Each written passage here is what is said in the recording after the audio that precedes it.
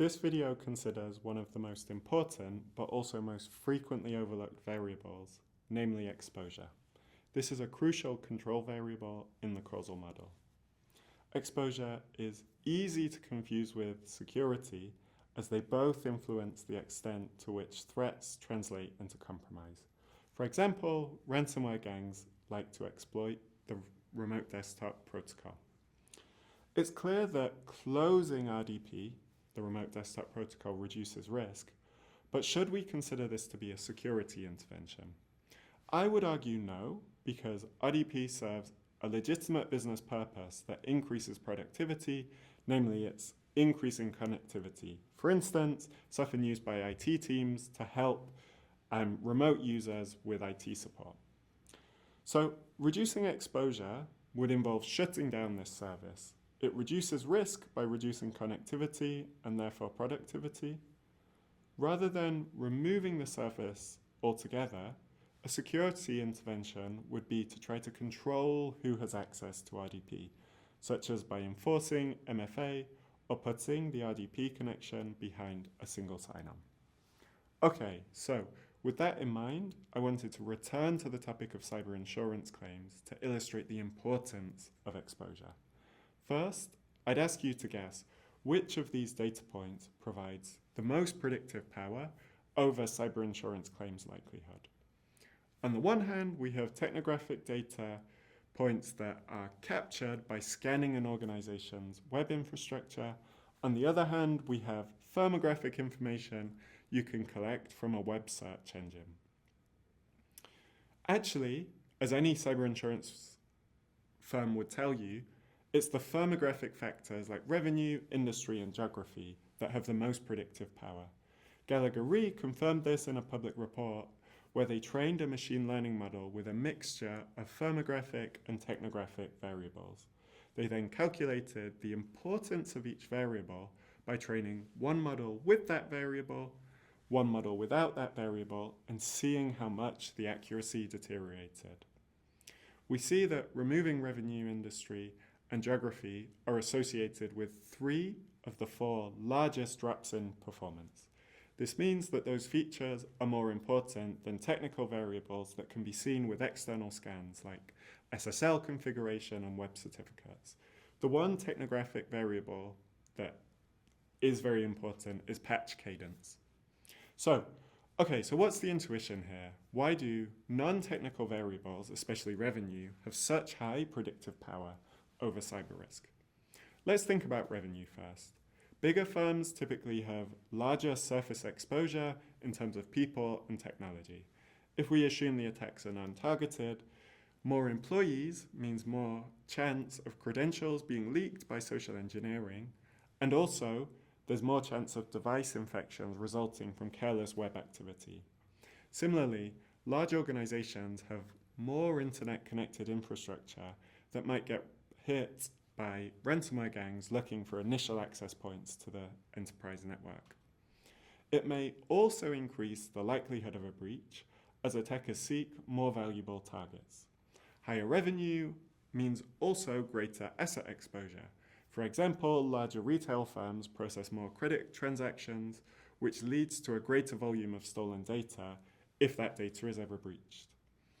This can also lead to higher thresholds for fraud detection at the firm level, and this increases the cost of a data breach both in terms of increased cost of notifying more customers and also greater liability as more customers need to be compensated. Okay, so we've established that revenue and industry are indirect indicators of greater exposure and increased risk, but this doesn't really help a security manager. You can't go to your board and say, well, let's cut staff count by 75% so that we have a lower risk of phished credentials. This raises the question of whether there are technical indicators of exposure. Remote access technology is an obvious example. This has become vital as organizations span multiple locations with contractors needing access to systems and some employees working from home.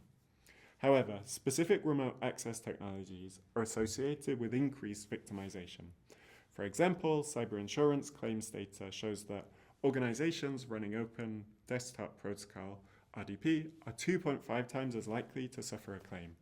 Even worse, policyholders running internet-accessible Cisco ASA devices were 4.7 times as likely to claim. These are some of the biggest effect sizes in cyber risk that I'm personally aware of. So, now, if you've been paying attention to this lecture series, you'll be asking whether adopting these remote management solutions actually increases risk, whether there's a causal relationship, or perhaps there's some confounding variable. The problem is we can't say with these statistics because they essentially just test how one variable relates to another. I want to end this lecture by illustrating a more sophisticated statistical design. The idea of this paper was to better understand the relationship between a hosting provider's surface exposure and the amount of abuse that that hosting provider, hosts. So this is proxied by the number of phishing websites that are hosted on their infrastructure. Now, most phishing websites are installed by criminals onto websites managed by the customers of the hosting provider. It's just the case that the hosting provider didn't detect it or remove it.